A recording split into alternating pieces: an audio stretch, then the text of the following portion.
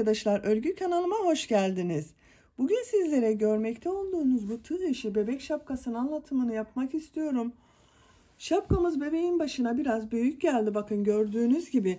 Bebeğin baş çevresi 3 aylık bebek baş çevresinin ölçüsüne sahip. Ben bugün bu şapkayı 6-12 aylık bebek ölçüsünde anlatıyorum. Siz de bebeğinizin başına göre bu şapkayı yapabilirsiniz. Bebeğin başında duruşunu görün istedim. Bakın biraz büyük geldi ama çok güzel ve kullanışlı bir şapka modeli. Şapkanın örgüsüne bu noktadan sihirli halka içerisine trabzanlar yaparak başlıyoruz. İlk sıradan sonra model yerleştirmesini yapıyoruz. Modelle birlikte arttırmalar da yapıyoruz. Bebeğin baş çevresine göre arttırma sırasını yapıyorum. Siz yeni doğan bebek için yapacaksanız bu ikinci modelden itibaren bırakabilirsiniz arkadaşlar. Büyük bebekleriniz için yapacaksanız benim yaptığım sıradan bir sıra daha fazla arttırmayı sırası yaparsanız şapkanızın ölçüsü büyük olacaktır. Bu modeli hem kız bebeklerimiz için hem erkek bebeklerimiz için hem de kendiniz için yaparak kullanabilirsiniz. Bu şapkanın örgüsünde iplik olarak bu şekilde bir ip kullandım. 50 gram iplik olması yeterli. Ben bunu bebek takımının şapkası olarak yaptım. Bakın böyle güzel bir bebek yeleğimiz var. Güzel bir bebek hırkamız var. Bunun takımı olarak ben bugün bu şapkayı anlatıyorum. 6-12 aylık bebek ölçüsünde yaptığımı söylemiştim. Size ölçülerini de vermek istiyorum. Başlamadan önce fikriniz olsun. Bakın başlangıç noktasından uzunluğunu ölçüyorum, yüksekliğini ölçüyorum. 17,5 santim. Genişliğini ölçüyorum. 19 santim.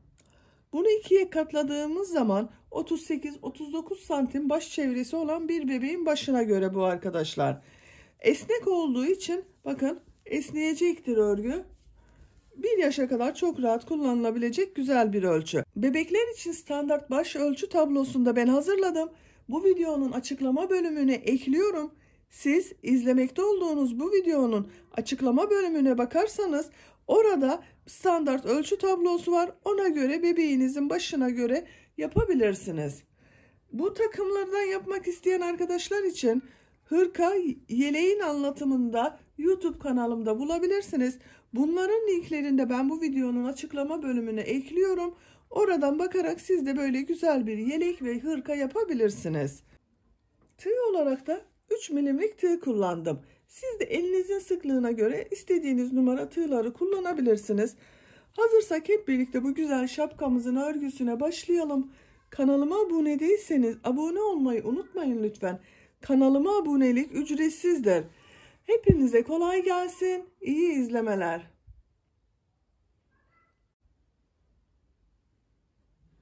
Şapkanın örgüsüne sihirli halka içerisine trabzanlar yaparak başlıyoruz. Sihirli halkanın yapılışını göstermek istiyorum. Bilen arkadaşlar zaten biliyordur. Ben sihirli halkayı bilmeyen arkadaşlar için gösteriyorum. Bakın şu şekilde ipi bir defa parmağımın üzerinden doluyorum. Parmağımın üzerinde bir ilmek oluştu. Bu ilmeğe tığ takıyorum. İpin bakın uzun taraftan ilmek aldım, çektim. Burada tığın üzerinde bir ilmek oluştu. Yavaşça parmağımdan çıkarıyorum. Burası sihirli halka oldu. Bu halkanın içerisine trabzanlar yapacağız. 1 2 zincir yapıyorum. İpi tığın üzerine alıyorum. Bakın şu ipin ucu da burada duruyor. Bu sihirli halka içerisine 12 trabzan yapıyorum. 1 2 3 4 5 6 7 8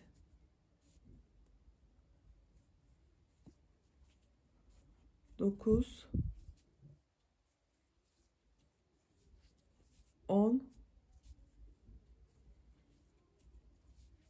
11, 12. 12 trabzanı bakın yaptım. Bu ipin ucu duruyordu. Yavaşça çekiyorum. İpin ucunu çektiğim zaman bakın bu sihirli halka kapanıyor. Ortada hiç boşluk oluşmuyor böylece. Siz isterseniz zincir çekerek de bu halkayı oluşturabilirsiniz. O zaman ortada bir boşluk oluyor. Ama böyle sihirli halka yaptığımız zaman boşluk oluşmuyor. En son ilmek ile ilk ilmeği birleştireceğiz. Bakın ilk ilmeğe tığ takıyorum. Bu ipin ucunu da üstte tutalım. İlmek alıp çektim. Tığın üzerinde bulunan ilmekten de çektim. Sırayı birleştirdik bakın. Burada ilmek kaydırması yaptım.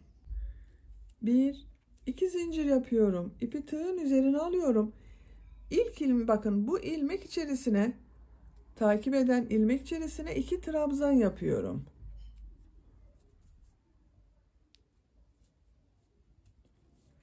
Aynı ilmeğe 2 trabzanı yaptım. İpi tığın üzerine alıyorum. Bu 2 zincir yapmış olduğum bakın ilmek vardı. Bu ilmeğe dönüyorum. Bunun içerisine bir trabzan yapıyorum. Bu trabzanı yaparken biraz ilmeği uzatırsanız daha iyi olur arkadaşlar. Çekme yapmasın. Burada bir bakın çapraz model yaptım. İpi tığın üzerine alıyorum. Diğer ilmeğe bakın takip eden ilk ilmek içerisine 2 trabzan yapıyorum.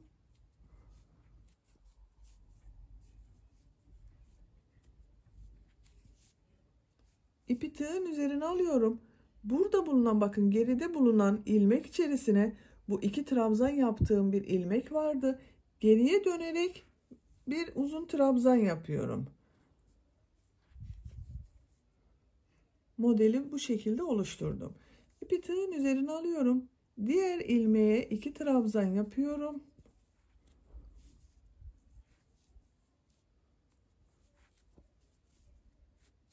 Geriye dönüyorum. Bakın burada 2 trabzan yaptığım ilmek var geride. Diğer modelde buna dönüş yapıyorum.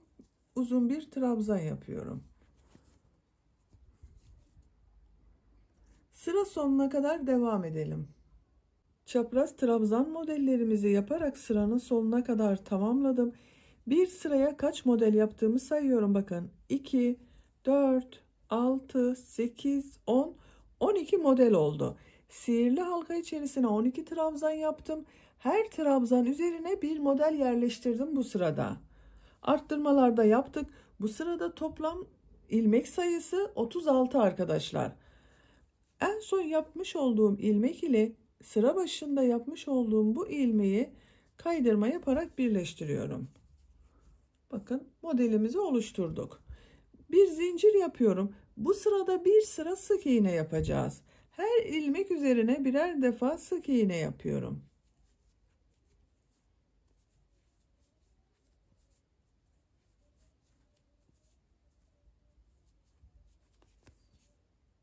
Sıra sonuna kadar devam edelim. Bir sıra sık iğne yaparak sıranın sonuna kadar tamamladım. En son ilmek ile ilk ilmeği bakın ilmek kaydırması yaparak birleştiriyorum. Bu bir sırada toplam 36 sık iğne var arkadaşlar. Şimdi tekrar model sırasındayız. Bu çapraz modelleri yapacağız. 2 zincir yapıyorum. Bir ilmek atlıyorum. İkinci ilmek içerisine 2 trabzan yapıyorum. 1, 2. İpi tığın üzerine alıyorum. Bu atlamış olduğum ilmeğe dönerek trabzan yapıyorum. Bu ilmeği bakın biraz uzatıyorum. Çapraz görüntü elde ettik. İpi tığın üzerine alıyorum. Bir ilmek atlıyorum. İkinci ilmeğe 2 trabzan yapıyorum.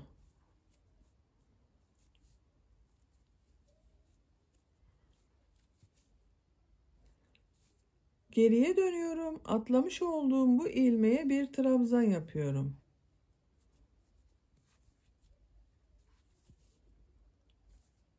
İpi tığın üzerine alıyorum. Bakın bir ilmek atlıyorum. İkinci ilmeğe 2 trabzan yapıyorum. Arttırmaları bu ikinci trabzanları yaparak yapıyoruz arkadaşlar bu sırada. Geriye dönüyorum. Atlamış olduğum ilmeğe trabzan yapıyorum. Bir ilmek atlıyorum. İkinci ilmeğe 2 trabzan yapıyorum.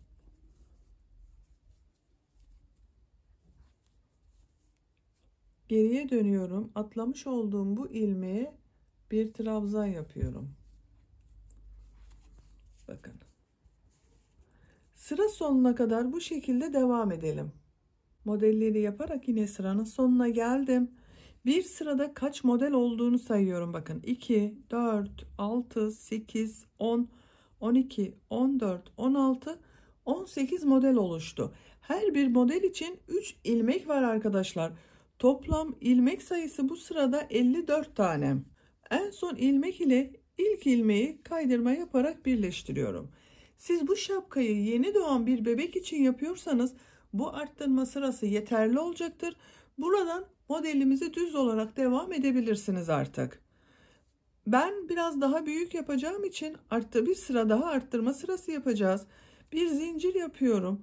İlk ilmek üzerine sık iğne yapıyorum. Bu sıra yine sık iğne sırası. Bir sıra sık iğne yapacağız. Her modelden sonra bir sıra sık iğne yapacağız. Diğer ilmekleri de sık iğne olarak devam ediyorum.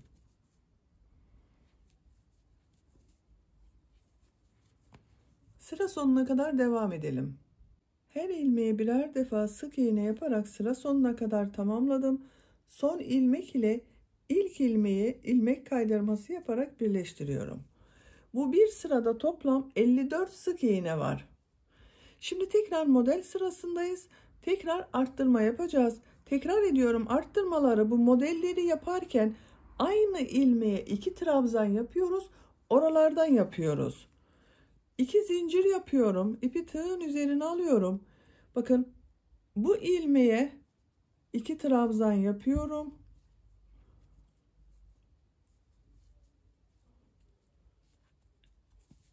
İpi tığın üzerine alıyorum. Geriye dönüyorum. Bu 2 zincir çekmiş olduğum bakın bu ilmeğe uzun trabzan yapıyorum. Çapraz modelimizi yaptık. İpi tığın üzerine alıyorum. Bir ilmek atlıyorum.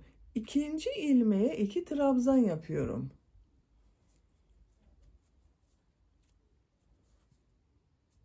Bakın aynı ilmeğe ikinci trabzanı yapıyorum. Burada arttırma yaptık. Bakın bu trabzanın birisini. Geriye dönüyorum. Atlamış olduğum ilmeğe uzun trabzan yapıyorum. Bir ilmek atlıyorum. İkinci ilmeğe 2 trabzan.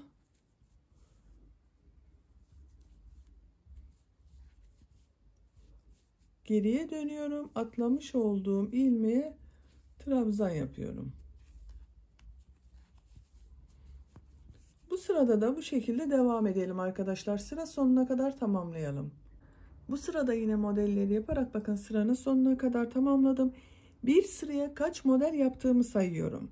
2, 4, 6, 8, 10, 12, 14, 16, 18, 20, 22, 24, 26, 27.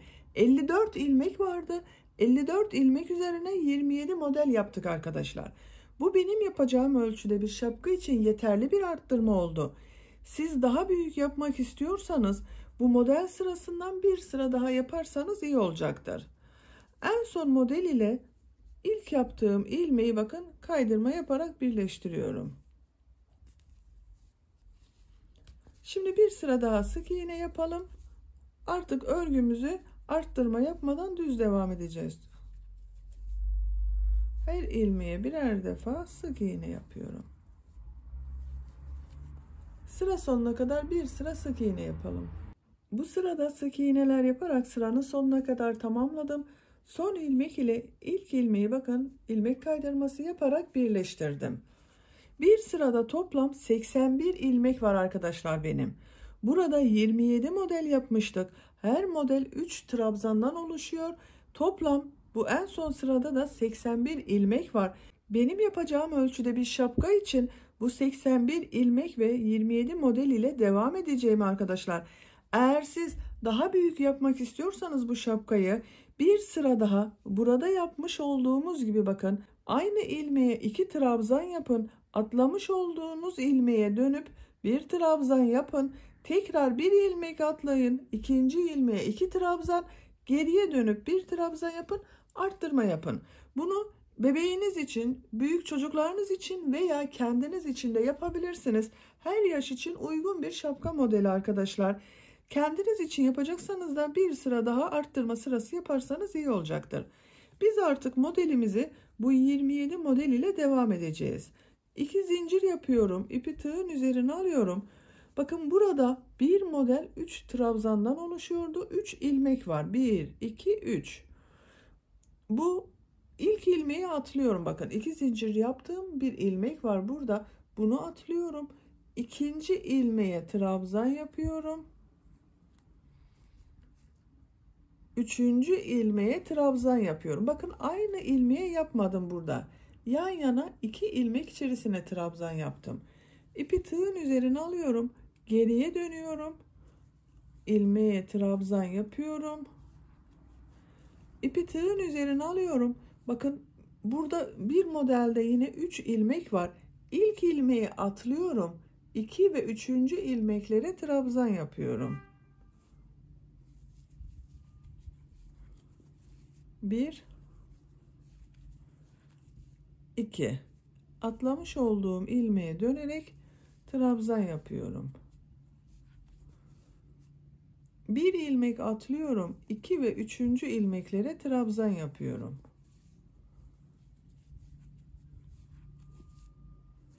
Geriye dönüyorum. Atlamış olduğum ilmeğe trabzan yapıyorum.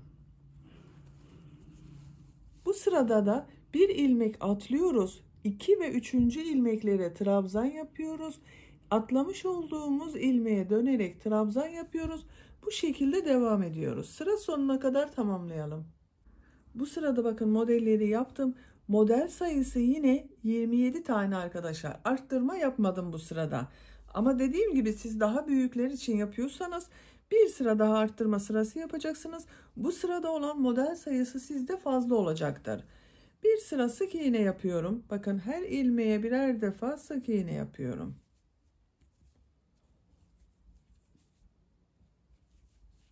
Sıra sonuna kadar devam edelim.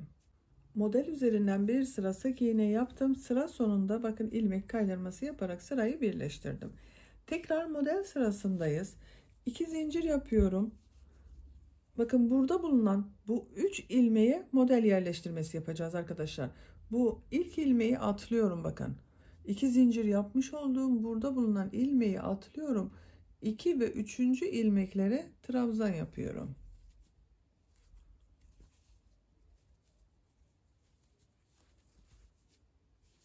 Geriye dönüyorum. Atlamış olduğum bu ilmeğe trabzan yapıyorum. Bir ilmek atlıyorum. 2 ve 3. ilmeklere trabzan yapıyorum.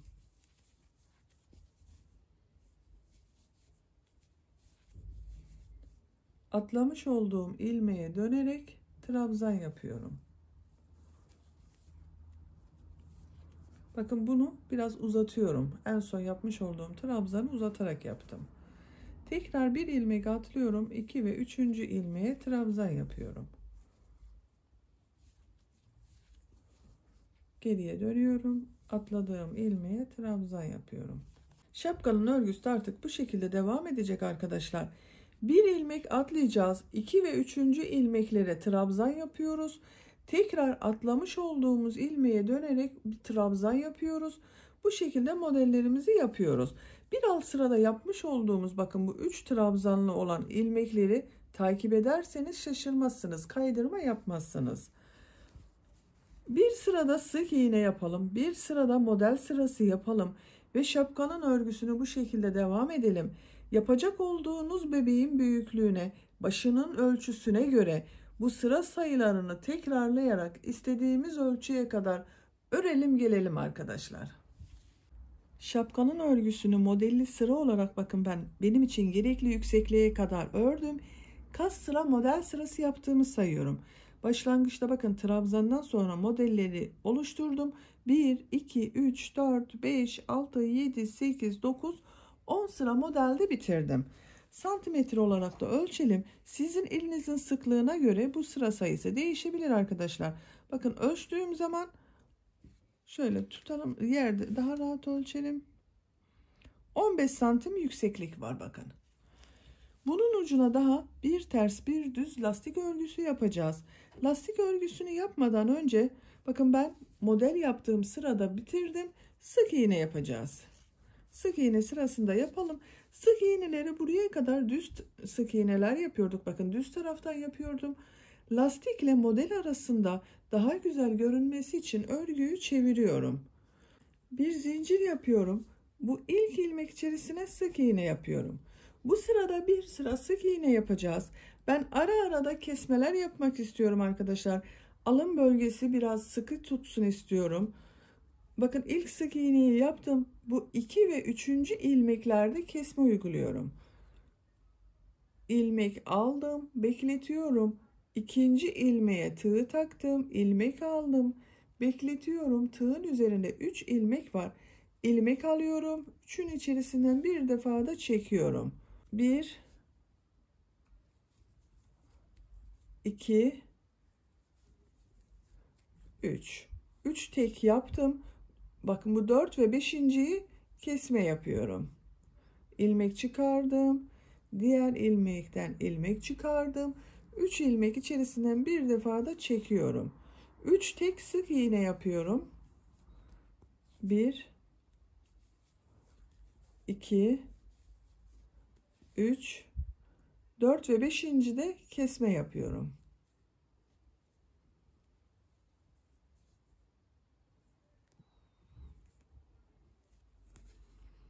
Üç tek yapıyorum. 4 ve 5. de kesme yapıyorum. Sıra sonuna kadar 3 tek yapalım, bir kesme yapalım, 3 tek yapalım, bir kesme yapalım, devam edelim.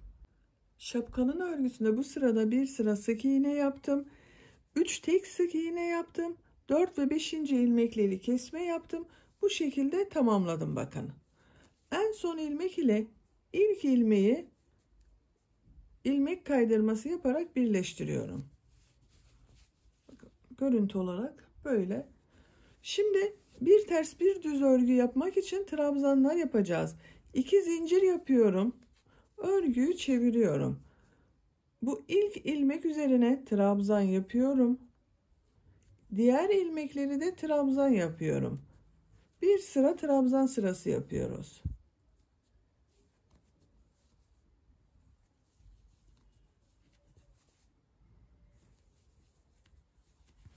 Sıra sonuna kadar devam edelim. Bir sıra trabzan yaparak bakın sıranın sonuna kadar tamamladım. En son ilmek ile ilk ilmeği ilmek kaydırması yaparak birleştiriyorum. Görüntü olarak böyle arkadaşlar. Şimdi tekrar trabzanlar yapacağız. Ama trabzanları boşluktan alarak trabzan yapacağız. Bir ters bir düz trabzanlar yapacağız. 2 zincir yapıyorum. Bakın bu ilk trabzanı tığ boşluğa takıyorum. İlmek alıp çekiyorum. Trabzan yapıyorum. Diğer trabzanı ters taraftan boşluktan alıyorum. Trabzan yapıyorum. Düz taraftan boşluktan alıyorum. Trabzan yapıyorum. Ters taraftan boşluktan alıyorum. Trabzan yapıyorum.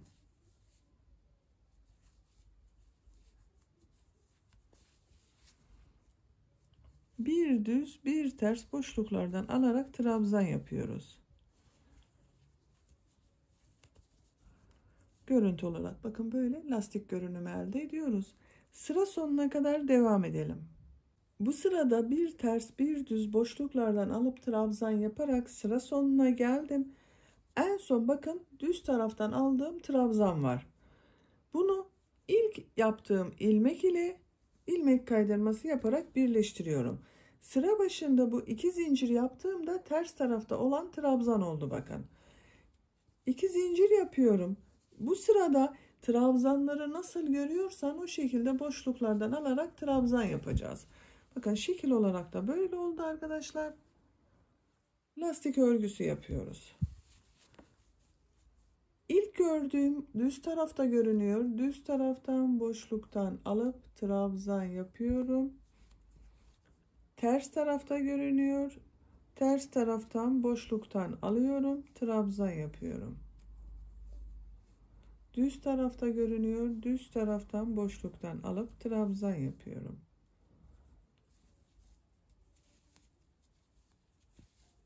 Nasıl görüyorsan trabzanları o şekilde boşluklardan alarak trabzan yapıyoruz. Sıra sonuna kadar devam edelim. Bu sırada da trabzanları nasıl görüyorsam o şekilde boşluklardan alıp trabzan yaptım. Sıra sonuna geldim.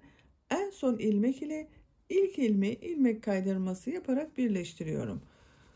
Bakın bu lastik görüntüsü benim için yeterli. Siz isterseniz bir sıra daha lastik örgüsü yapabilirsiniz.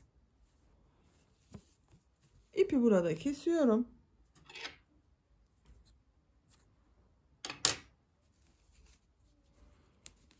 Şapkanın örgüsünü böylece bitirmiş olduk. Bakın çok güzel oldu arkadaşlar. Çok tatlı bir şapka yaptık.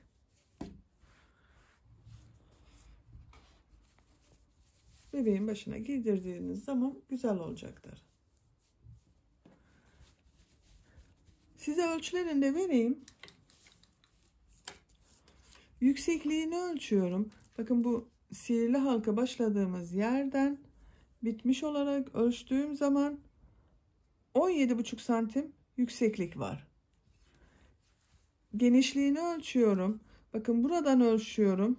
19 santim. Bu ikiye katladığımız zaman bakın şu şekilde 38-39 santimlik baş çevresine eşit bir şapka oldu.